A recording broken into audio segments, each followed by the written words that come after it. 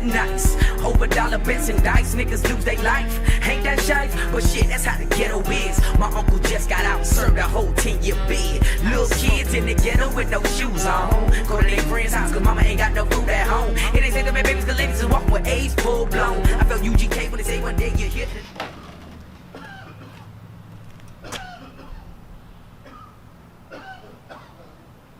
Leaving it all behind.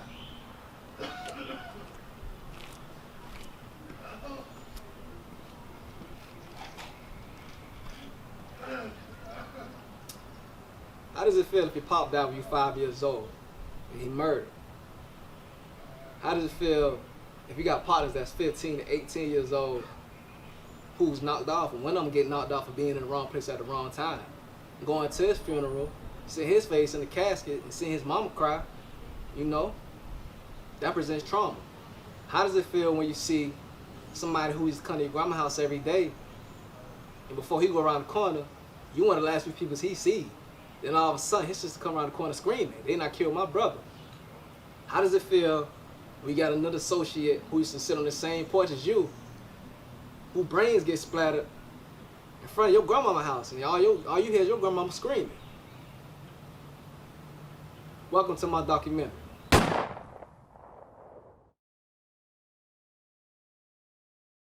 What's going on, my What's brother? up, man? Yeah, man. Good to see you, dog. Good to see you too, man. Yeah. How you been holding up? Man, I've been holding up great, man. How it feel to be a college graduate, man? Feel good, man. Okay. Long journey, I must say. 6 years in the making, man. Never thought it would end, but it did. I got you. So where we headed right now? What street we on right now? What's going on? We on South Avenue Live, man. We in Savannah, Georgia. Okay. Where I grew up at. A lot of history here, man. You know. Okay. A lot of history. Okay. So how does you feel growing up in Savannah? I know that's different from people that grew up in Atlanta or major cities like Miami, things like that. So how was it growing up in Savannah for you?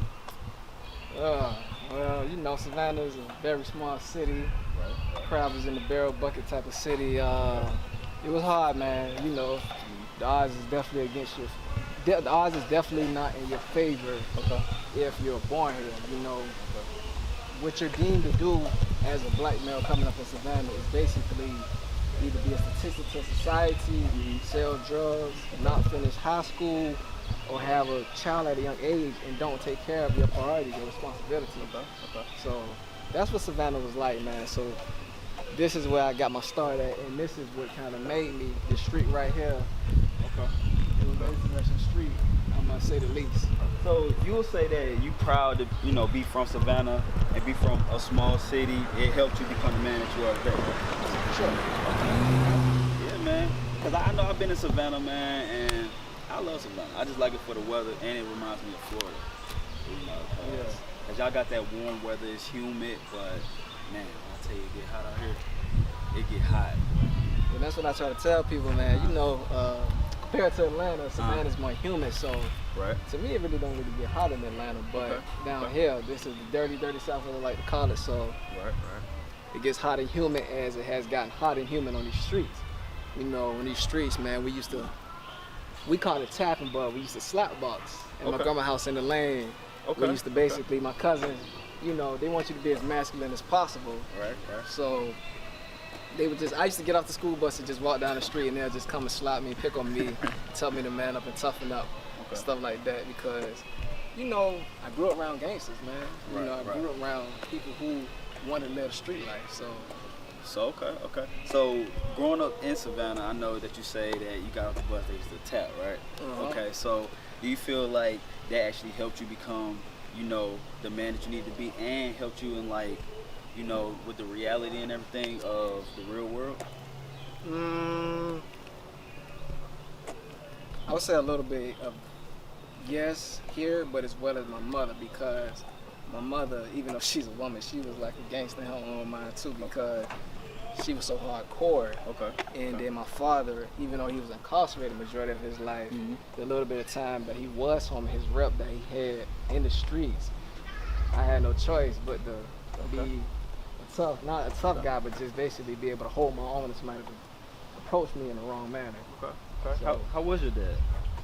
When he passed, No, just what, like, actually getting like an overall, because I know you didn't actually grow up with him, but I know people talk about him. So from what you gather from what people say, what do you think? How you think he was? Man, my daddy, if you ask anybody, man, they'll tell you he ran the whole Waters Avenue area from 37th Street, which is the street that's the next street over, all the way until 41st Street. You talking about that street right there? Yeah, the street right here. Okay. 37th Street. Okay. And then you say what street down here? All the way until 41st Street, which is like maybe 4 or 5 blocks down from this street. And we're currently on 38th Street, by the way. Okay. Yeah, man. You know, he ran this whole neighborhood, man. You better not. Anybody that approached him in the wrong manner, he basically had a big problem on their hands because he didn't take no BS. And, you know, he ain't put up with nothing, man. Right. He was 100 from the start, man. And as we approaching my godfather's house, which was my daddy's best friend, you know, they used to pick on my godfather, so because of that, my daddy saw that and be like, pick on me. You know, that's just the guy that he was. He was very aggressive. He didn't take no anger. I mean, he didn't take no BS from anybody. I don't know if it's because his upbringings, which maybe it was because, so his mother, which is my grandmother, actually wasn't in his life. She basically abandoned him. And so that's how my grandmother, or he ended up coming to stay with my grandmother, Miss Lark, because she didn't know who he was, but basically him being born in the hospital and his mother leaving him, they had to figure out somebody to come take care of him. Because originally my daddy's born in Miami, Florida. And I didn't find that out till a couple years ago, but he ended up in Savannah, Georgia. How that process went, I have no idea. Okay, nobody even tell you that? Nobody know, huh? Nah. Like even my granddaddy, which is my father's daddy, I met him one time at the funeral, but even then, we didn't really get an interaction because my father died at a young age, so I didn't get it. He was 24 years old when I died. I'm sorry, he was 24 years old when he died, and I was 5 years old. Wow. So that was almost 20 years ago. Yeah, this would be the 20th anniversary, Tom. This would be the 20th anniversary. Okay. July 11th of May. July 11th of this year makes 20 years. Okay. That's coming up. So do you feel like you, like, hearing everything that, you know, people been telling you, do you feel like you got some of his traits?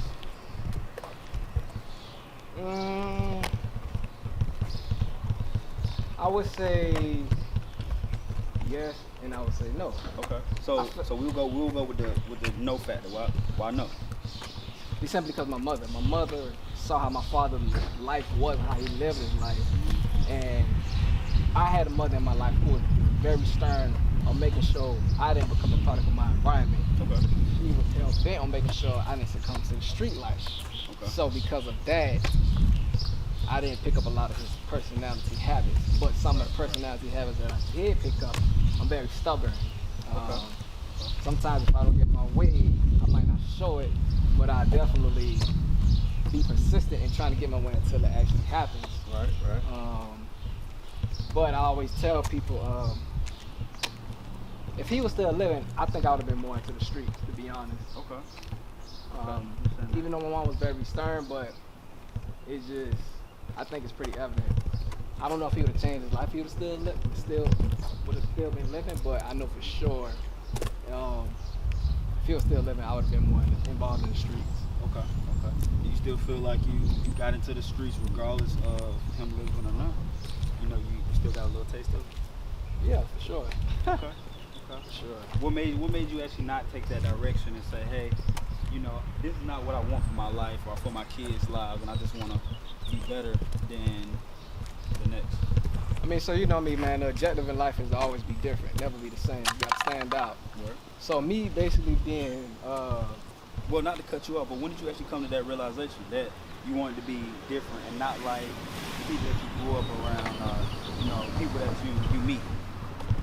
Man, sitting on my grandma's porch, I probably was either the age of 8 or the age of 9. I just remember sitting, man, and every afternoon, all of the dope boys would come to my grandma's house and just come together and basically talk about, you know, how much money they made or how much business they got from their customers or whatnot. And I just knew I wanted something different. Shorter lifestyle was enticing. Fast lifestyle is always enticing, but I knew I wanted something different. Okay. I mean, I can have my mom preaching to me all day long about me not going down that route that I saw, you know, as far as hustling and fast life. But I knew I didn't want that. I knew I wanted to make it out of this environment, and I was gonna figure out a way how to make it out of this environment. But I knew I didn't want this lifestyle growing up. Okay. So what we looking at right now, bro? So this tree right here, interesting tree. This is the tree where my father, he actually was shot right here. So in memory of that, we put the actual T-shirt right here, hung it up, and you can actually see the nail and the line, the imprint on basically where the shirt was. And this shirt hung right here basically in memory of him in rain, hail, sleet or snow, whatever you want to call it. Okay. This is the shirt we had to celebrate him. So every time I would pull up as a child after his death, I could still, you know, have his presence felt. Right. So right. that is Did they ever find out who did it? for sure they found out who did it. Okay. I can't go into detail, obviously, but Right, you know, right. I never saw the person who assassinated my father. But you know, we just gonna leave it at that. You know what I'm saying? Because it's still Now, you did tell me you had this other tree over here that Uh-huh. had a shirt up here as well. yeah, Taco. Okay. Taco was a guy who, you know, basically he could talk, but he didn't have a tongue. Okay. I don't know what happened to his tongue, but he knew my father as well. Okay. So to kind of collaborate, we also hung his T-shirt up here. Okay. And if you come a little closer, you can actually see the nail right here. His T-shirt was black. You see the nail? Yeah, I do. And you see this right here? Okay. And how was Taco when he passed? How old was Taco? Mhm. Taco had to be in his 50s. No, Taco had to be in his 60s. Taco Okay. walked all up and down the street, and Taco would talk shit. You know what I'm saying? He was a shit talker. He don't care who So- you was, how big of a dog you was, or what kind of guns you had. Taco would talk shit to you. Okay. And who was he to you? 'Cause I know you said like you walking up and down the street, things like that. Taco so- was someone who knew my father. You know what I'm saying? When him and my father met or whatever through these, you know, just streets or, you know, the area, I wasn't coming around like that. You know what I'm saying? And my father was incarcerated. So I don't know how they met, but I'm assuming it's just from being in the same proximity area. Okay. So that's how they met. But Taco was a funny guy, man. You Okay. know, You say he's 50. So how old were you when you grew up knowing him, or? as I started to come back around, like towards high school, middle school area, Taco was like around him more because he used to watch my goddaddy car. Okay. And he also used to come up here and just always speak to my grandma and bring her stuff. And he was gunned down too. Yeah, Taco was murdered. Okay. So most of the people in Savannah Around this area, around this area. Salad Okay. specifically have been Okay. murdered. Okay. Now who else would you say that came fall into crime in this area? 'Cause I know you did. You was telling me earlier off camera that it was a couple other people that lost their lives on this street, and actually Yeah. on the next block, which we gonna go down later. But on this street, how many would you say? And you living now? It's between 8 to 10 murders. 8 to 10. 8 to 10 murders. Okay. And you telling me one of your boys got a murder over here, right? Yeah, Okay. I saw Buddha literally right here because they used to stay right here before they moved. And so basically, I saw Buddha basically come downstairs because I actually got a scar right here on my leg of me and my cousins playing chase. And I wasn't even supposed to be outside. You know, Mom always told me stay home before the street lights come on. So me basically wanted me to be hard and want to be somebody who always had fun in the streets and follow my cousin Willie. I break the rules and be outside past the street lights. So my grandma even she'll tell her mom, but we didn't want to listen. So because of that, one night I ended up playing chase and I was in a lane and I didn't see my cousin jump the lane, so I actually ran into a log and I had to get stitches and I had to get a gash. And how I found out I had to get stitches is because when I came up the street, Buddha literally was standing right there and they had to carry me to him. He was like, yeah, little bro, you're gonna need stitches. And I can remember vividly, I go across the street to my grandma's house and he got in the car with her literally around the corner of 37th Street. And all I could hear was like 5 minutes later, her sister coming around the corner screaming, basically like, oh, they not killed my brother. And I was like, wow. That was actually a crazy night because my cousin also got her car stolen. Somebody jumped in her car and pulled off in her car. So that was an interesting night, to say the least. That happened in 2004. And how old was I? Was Buddha? Buddha died at 18 years old. 18. He died at 18 years old. That's young, man. That's young. So you'll say like a lot of people in Savannah don't actually make it past 21, 25. Nah, if you make it past probably even 18. Because so a lot of people jump off the porch. Jump off the porch at the ages, I would say anywhere between 8 to 14 years old. Okay. Because you're around the environment. Right. So because of that, a lot of people don't let it see the age of 19, 20 years old. Okay. Or they either get incarcerated from 16 on up to like 24 years old, and they become a statistic to society. And because of that, they can't get a job because they're felons now. So the average lifespan of anybody who comes from this side of town, this area specifically, is no older than 22 years old. Okay. So going back to your, you was about to say something. All I was going to say is if you actually make it past 22 years old, it's a milestone, man, coming from this area. So looking back, I know going back to your pops, you say your pops was how old when he? 24 years old. 24. Yeah. And that's young. Yeah. Now I know you being 25 and you having that a little bit more leeway. What would you say? What would you actually leave that legacy to your kids about your pops? Like, what would you tell them about your dad? Because you know they're not gonna know their grandfather. So what kind of things you would actually give your children to actually let them know about your granddad, what they granddad? To be honest, it's kind of hard because even though when my father was living, I never got the actual experience to have a lot of interactions with him. I remember him coming to pick me up in the car. It was a white Buick, and he would pick me up from school, but that was it. Right. You know what I'm saying? So the only thing I can tell my kids when I have them is that their grandfather was a hard body type of person. And what I mean by hard body, he was authentic, you know what I'm saying? He was straight to the core, and he stuck to himself, and he didn't take no BS. Okay. You know? Okay. So who was actually that male role model in your life? Because I know, you didn't have your dad growing up, so who else took that role? His best friend, which is my goddaddy Khalid, which is my middle name. Okay. So Khalid was definitely a role model for me and somebody I looked to because Khalid always basically, cared for me, bought me clothes, spent time with me, bought me shoes. He bought me anything that I needed, you know what I'm saying? And he also knew my mother because he met my mother through my father. Right.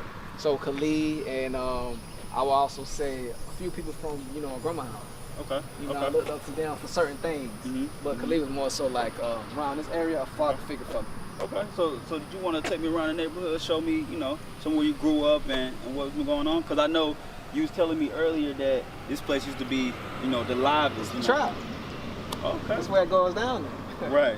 That's where you're making money at. Right. Okay. So that's where you get your first girl at. That's where you get your first shot of liquor at. Really? Yeah. At a young age too. Should have been on this street. Yeah, you should have been on the street. So it used to be the trap, it's live. What happened to everybody, man? What's going on now, man?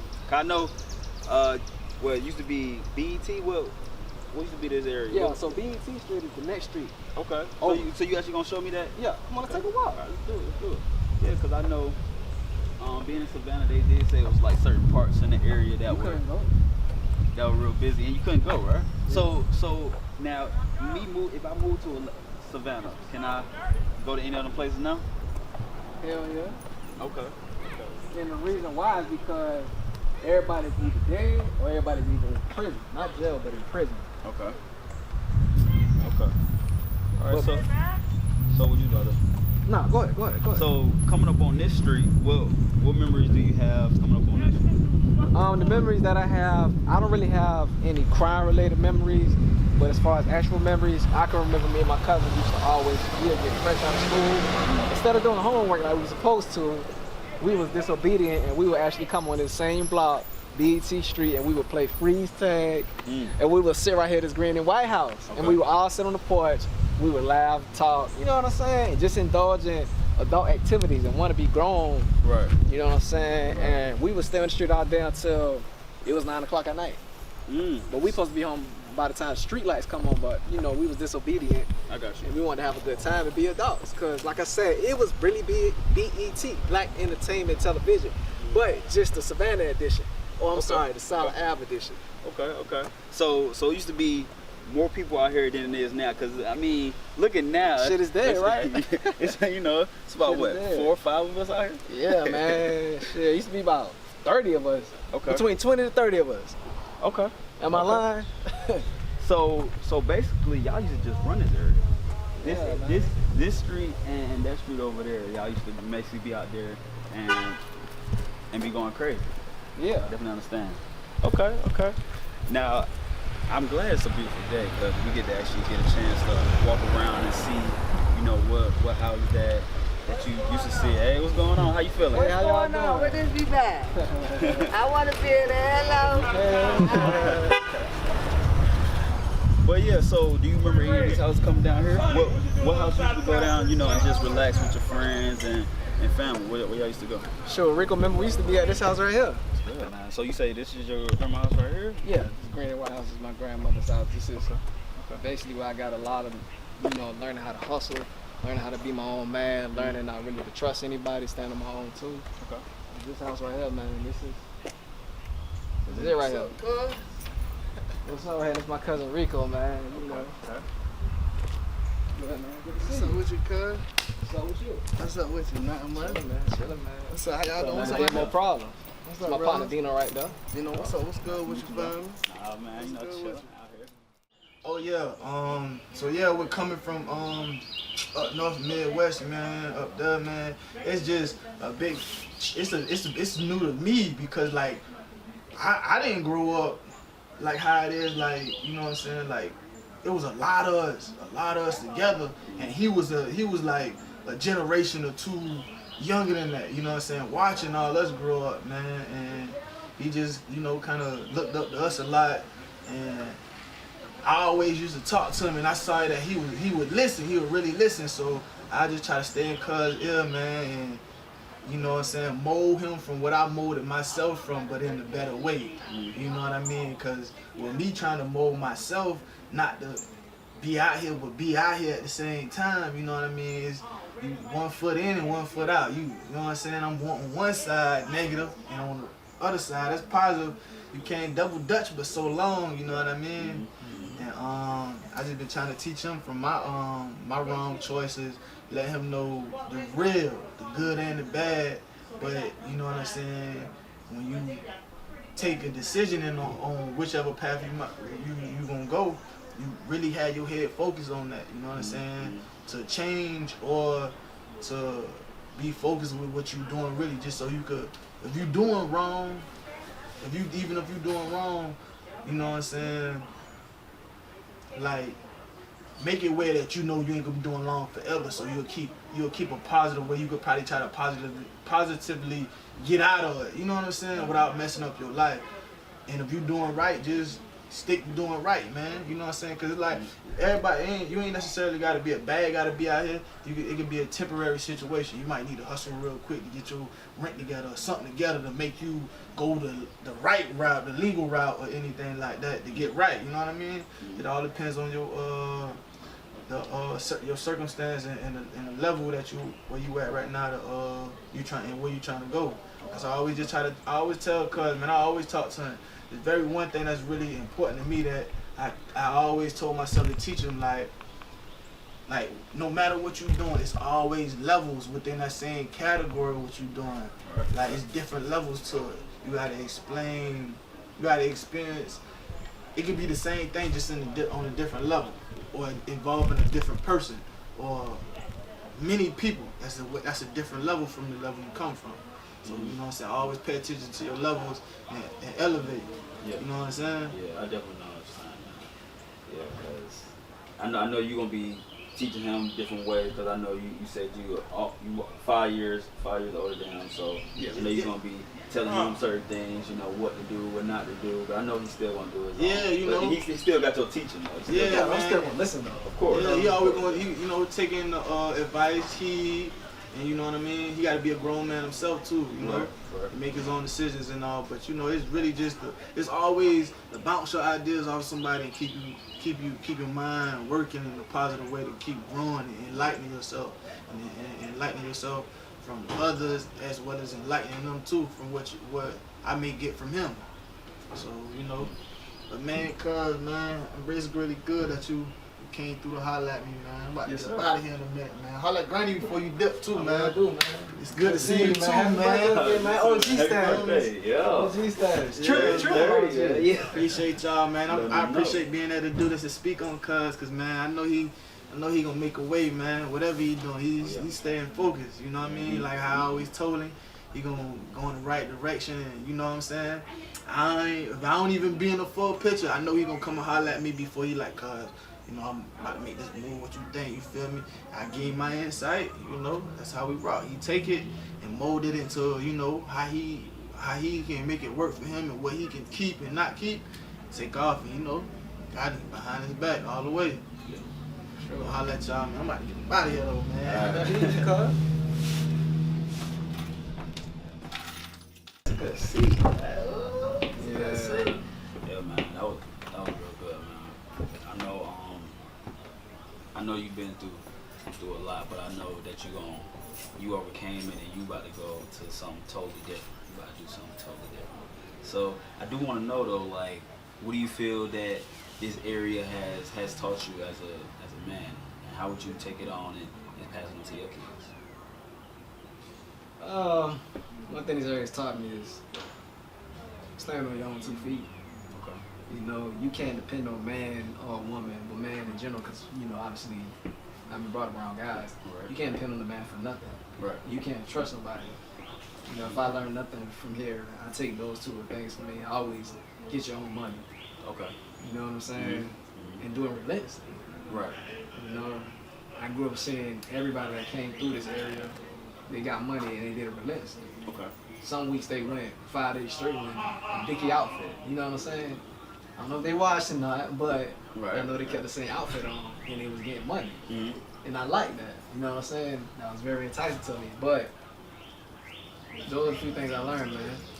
Okay. Those are the few things I learned. And how to transition that towards the generation after me, or if I have kids by chance, I would definitely say to my kids, I would teach them the foundation of basically stuff that I learned, but at the same time, I would not let them experience this type of environment.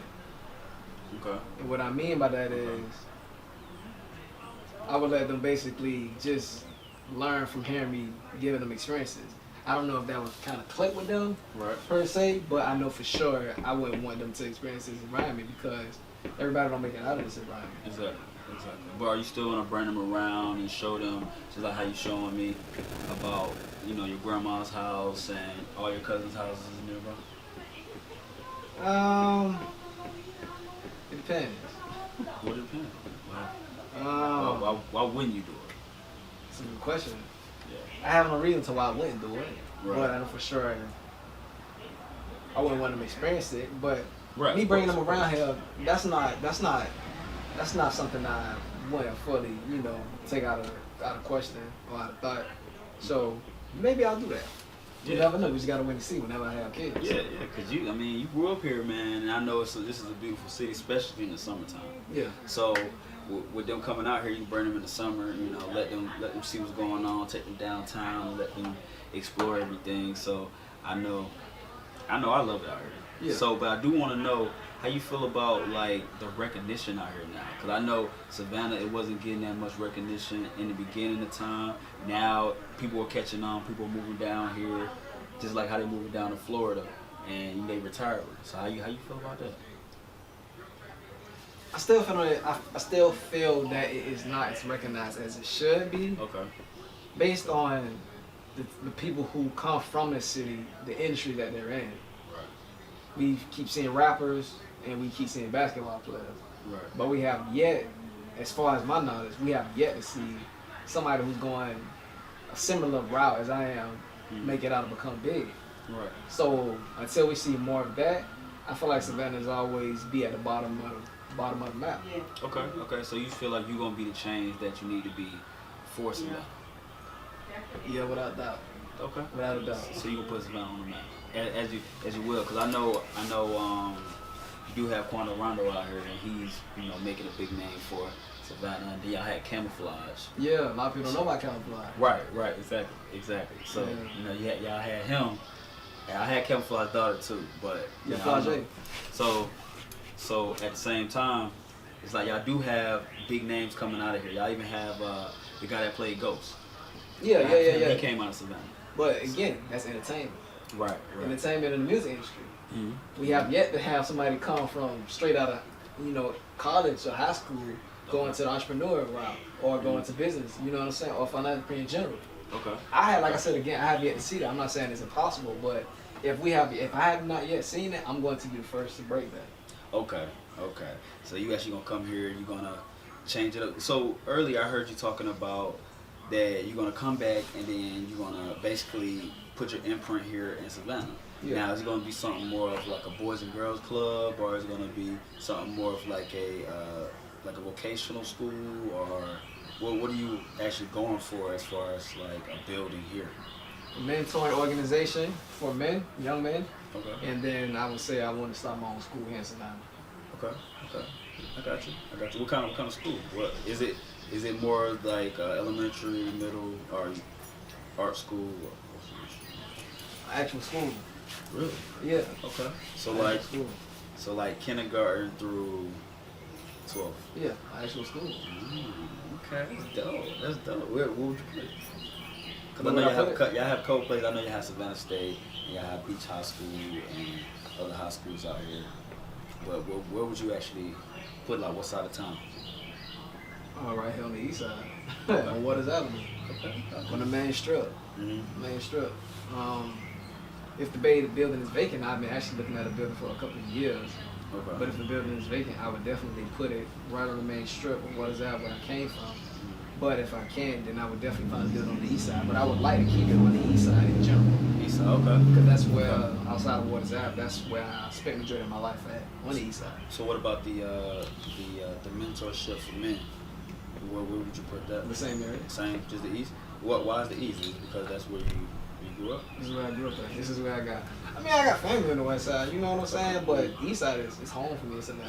Okay. You know what I'm saying? I've been all around the east side, from Hitch Village, that's the projects in the east side, to Gwinnett Street, to across the tracks, which is not too far from Gwinnett Street, to Habersham, you know, Waters Avenue. This is where I grew up at, the east side, man. Okay. And this is where my heart is. I feel like I owe the east side that. Specifically, this area of Waters Avenue. Okay. Just because of what it did for you in the past. Well, it didn't do anything for me, to be honest. It made you better, in a sense. I made myself better. Okay. Based off of what I saw. Okay, I got you.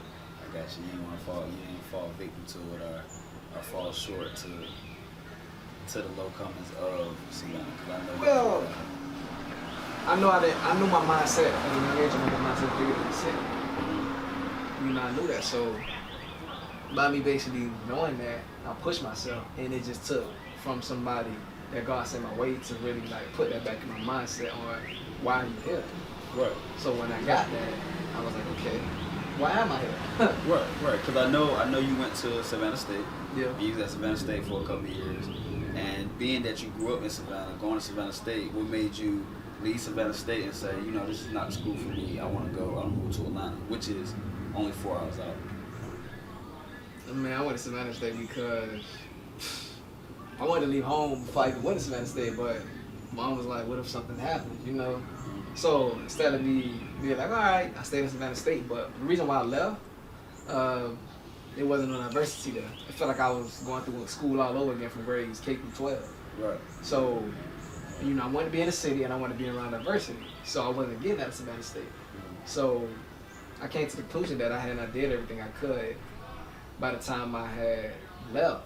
Okay. So that's what made me make the decision finally to say, okay, let me leave Savannah for a moment, get all the knowledge and gain that I can get to give back to my city and the individual that's coming up underneath me, the same game, and hopefully they benefit for it. And listen, most importantly, but that was the main conclusion. I wasn't getting diversity, and I felt like it was time for me to leave. And I realized that at the appropriate moment, because everybody has a time to leave their actual comfort zone. Right. It's just when are you going to leave it, and then when are you going to recognize that?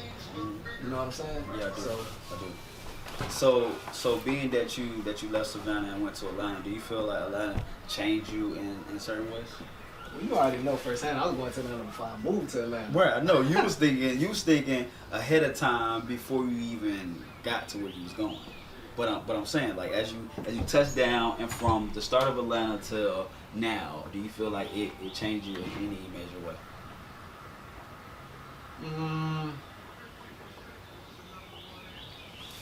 The environment of Atlanta, it somewhat did change me, but it was more so like, like I said, the different environments that I was able to finally be around that I didn't get the exposure of in Savannah. As far as like, you know, by me transitioning to a different college, I was able to network and be around my diverse minds. Right. So that propelled me to be around entrepreneurs who had their own establishments and be, you know, able to attend cocktail parties, go out the country, and all of that changed my mindset. And I was able to really change my mindset on a larger scale. Because I already had a large mind, I just wasn't in the actual environment. Right. So I would definitely say the environment that I was able to finally be around once I got to Atlanta, and the diversity that Atlanta presents itself around really helped me with that. Okay, I actually like that because I know I've been in Atlanta all my life, and coming from going to Savannah State and then going back to Atlanta, things have changed for me. I know just because of like the speed and everything in Atlanta, you know, it just keep me up to date. So that's why I like it, but at the same time, you know, just like how you are, man, I do want to leave my hometown and go elsewhere and find, you know, life somewhere else. Because I know it's always going to be a bigger city, and then I always can come back to Atlanta, just like how you always can come back to Savannah. So I know, even though I know you don't want to live here, but yeah, no, I don't know, man. It's just I really don't see myself living here ever again. I could be wrong, you know, whatever life has in the future, but I just don't see myself living here. So I would say, lastly, and I'll close it off, but what would you leave to the kids, like a biggest piece of advice that somebody told you? This probably is not something somebody left me, but this is something I figured out on my own. Okay. Never forget where you come from, but don't glorify the hood. A lot of people glorify the hood, and when they glorify the hood, they get stuck. Okay. And one thing that I get from that is you can love the streets, but the streets will love you back. That's right. Like nowadays, everybody want to be a thug, be a gangster, be a drug dealer. Like, but what do you get out of that? You know what I'm saying? Right. You don't get nothing either. Probably the notoriety. You know, they want that notoriety. Like I'm hot shit. You know, so. But that's not gonna last, because when you get incarcerated, you know what I'm saying, you're gonna lose all of that. Right. And everything that comes with it. And then you get back out and do the same thing, but you know you're gonna get incarcerated again and get more time. Right. But I would say really don't glorify the hood, because the objective in life, if you grow up in the hood or the ghetto, whatever you want to call it, is to make it out. That's every young black boy's dream who grows up in the hood, is to make it out. Well, at least for me, that was mine. But I would seem to think that would be everybody's goal. The one that make it out the hood, because it's nothing here for you. It teaches you a lot, and this is the foundation to make you, you know, be successful and be humble.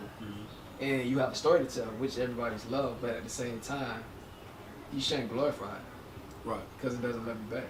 I like that. I mean, I'm glad I came through today and just chopped it up with you. I'm glad you're doing this documentary. Yes, sir. I appreciate you for coming through.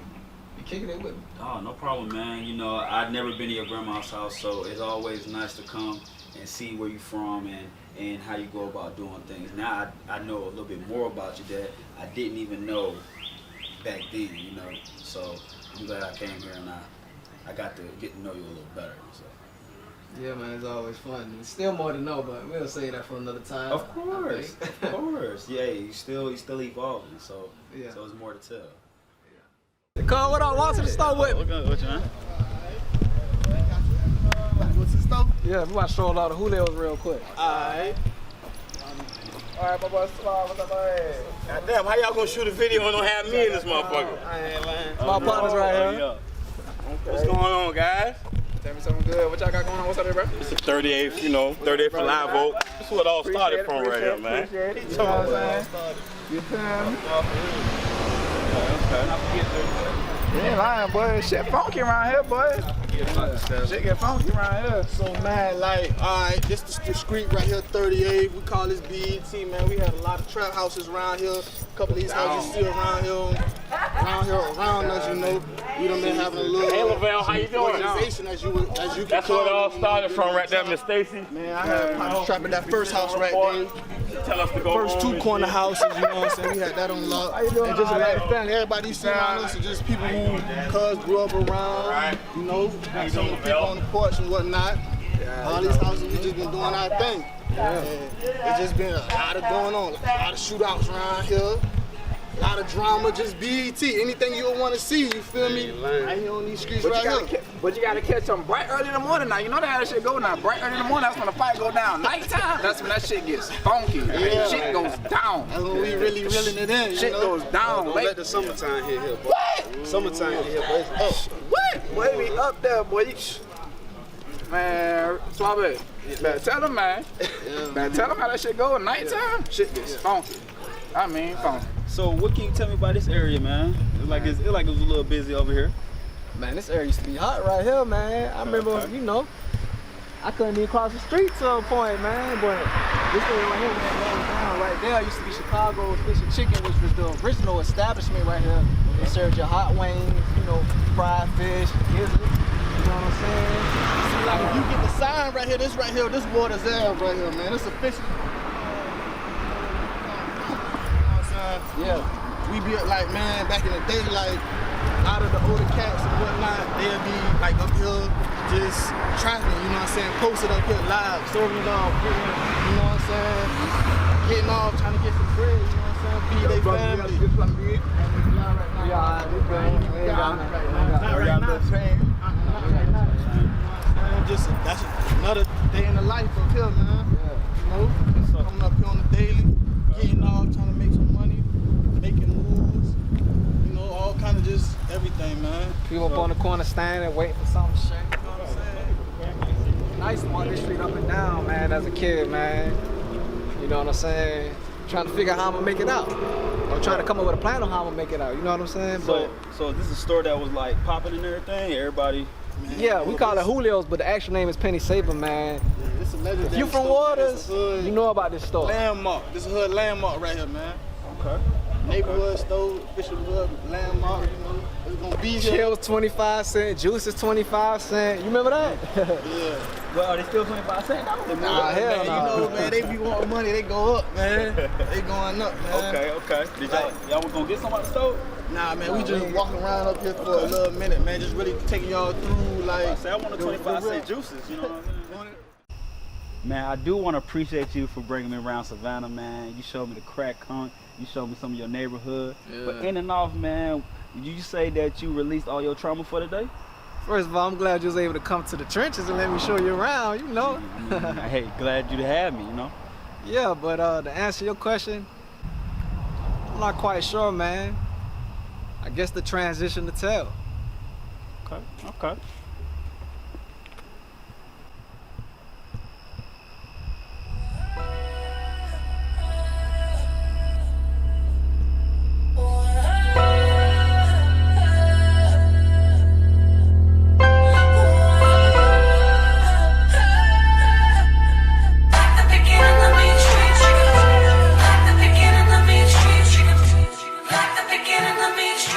I'm prolific, so gifted.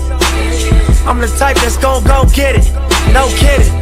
Breaking down a switch in front of your building. Sitting on the steps, feeling no feelings. Last night it was a cold killing. You gotta keep the devil in his hole, nigga. But you know how it go, nigga. I'm front line every time it's on, nigga. 100 proof flow, running shoot pro. 458 drop, playing bulletproof soul. Every few shows I just buy some new gold. Circle got smaller, everybody can't go. Downtown Diamond District, jewelers like yo. Hustle, holla at me, I got Cubans on the low. Through the Cancun, smoking Cubans on the boat. Then dock that Tulum just to smoke. Look, listening to music at the Mayan ruins. True devotion on the bluest ocean. Cruising. My cultural influence, even revolution. I'm integrated vertically, y'all niggas blew it. Hey, tell me hustle, dumb it down, you might confuse 'em.